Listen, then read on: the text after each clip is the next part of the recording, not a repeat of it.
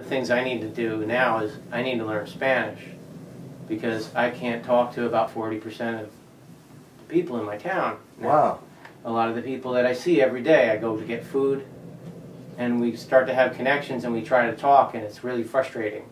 And they're learning a little bit of English, and I'm trying to get a little bit of Spanish. And I feel I have to learn Spanish now because of where I live. Mm-hmm. And I don't have a problem with that. And yeah. I need to figure out how to do it around my schedule. But I feel that's my community. Yeah. And I can't expect, and everybody that moves in who speaks Spanish starts to learn English, but it's going to take them time, just as it's going to take me time to learn Spanish. So. Well, hey, I'm part Cherokee too. I found out like recently, in the last couple of years, because my family was my grandmother was from West Virginia. Mm-hmm. But we're all immigrants. We're spread out. Yeah, the Cherokees are spread out all over the place. Yeah, but really the native peoples were here first. We're all immigrants, and that whole anti-immigrant thing that Lou Dobbs started, as far as people coming over here. Yeah. Try to blame people for coming into this country. It's like, hey, the first people that came here were immigrants, and they saw something that they wanted and they took it, and that wouldn't happen today, I guess, unless it's oil, and you see it and you take it. All right, so we could go on forever on that type of stuff. You have a new CD come. When did you release that? Just really a few weeks ago. Oh, okay. And it's brand new. And and this record it isn't outwardly political. It's more about hope and about people coming together and getting through hard times. Mm-hmm. It's really kind of more about that, because that's where I was at, when I was putting it together. So you're also a producer and engineer, right? Mm-hmm. You have a studio? Yep. Woody's house, yeah.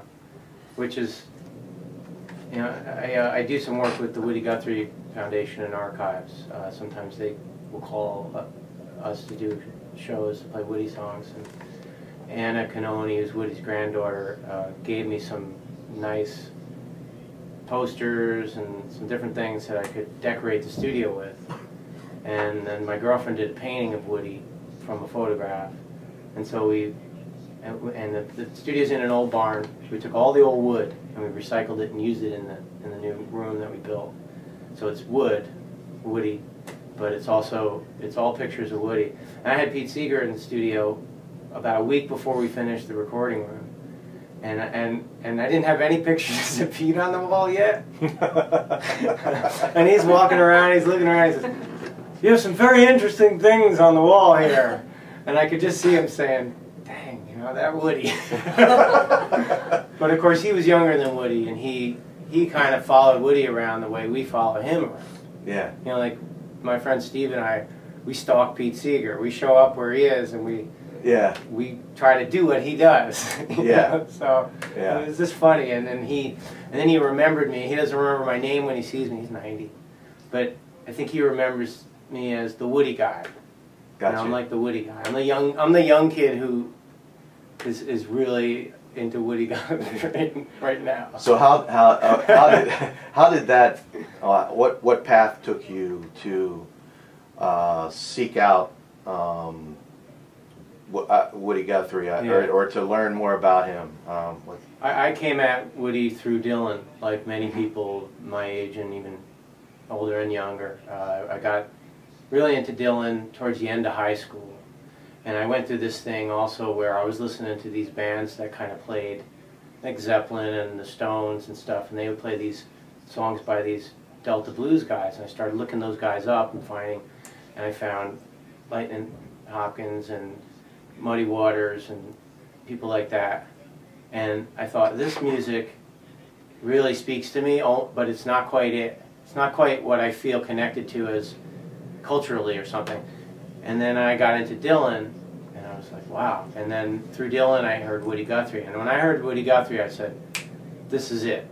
Because I grew up with country music, and I grew up in a very strange place, which was right next to Peekskill, called For Plank. And this music, Woody Guthrie's music, really spoke to me because it's very simple. He uses old gospel melodies, which are all floating around in my head as well. And he doesn't preach at you. He just tells you a story, but he's poetic too. Mm-hmm. And so he really got me. And then I found myself on the phone with Anna, being asked to do a show. Mm-hmm. Anna, who's his granddaughter, and it was kind of like one of these pinch me moments, you know, where I was like, mm-hmm. now I'm gonna meet his family and stuff, you know. I went to see Steve Earle. I went to see Steve Earle in concert, and I had a connection then through him. And anyway, but yeah, I'm going to Permanis after, you know, and so I got to meet Steve, and that cool. was like one of those pinch me moments. Yeah. I couldn't believe. I'm like, I'm meeting Steve Earle. That's him. Yeah. I'm like, wow. Yeah. You know, and it wasn't like I actually had this connection. I could walk up to him and say, hey, I know, you know, like that type of thing. And it was like, whoa, this is great. You know, yeah. It's like one of those things. Like, Bob Dylan, he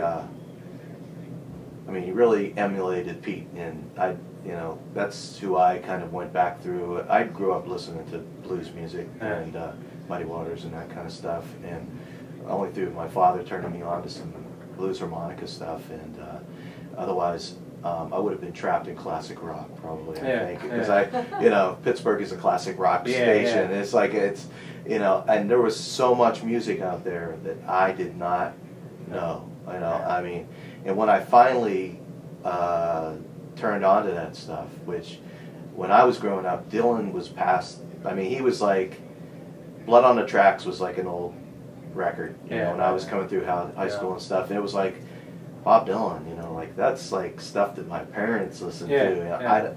And it's funny how it skips generations, you know, like it's like if your parents listen to it, it's not cool, you know, and then the next generation that comes up is like telling you, hey, I love this stuff, and it's like, wow, if it hadn't been for my uncle turning me on to like old Dylan stuff, and my uncle turned me on to like old Bob Dylan, like Hattie Carroll and all that kind of stuff, I was like, oh man, I mean, now I get it, you know, I got it, I got the whole, so yeah, then that's how I got into, you know, looking up some of this old, listening to some of the stuff that he listened to. Yeah, the Harry Smith. Going back in time, and Roscoe Holcomb, you know, I mean, that was like a big Dylan influence, you know. It was like, my grandmother used to call Dylan you know, she's from West Virginia. She said, "Oh, you listen to that hog collar again?" You know, that was her. You know, because he had that, you know, real,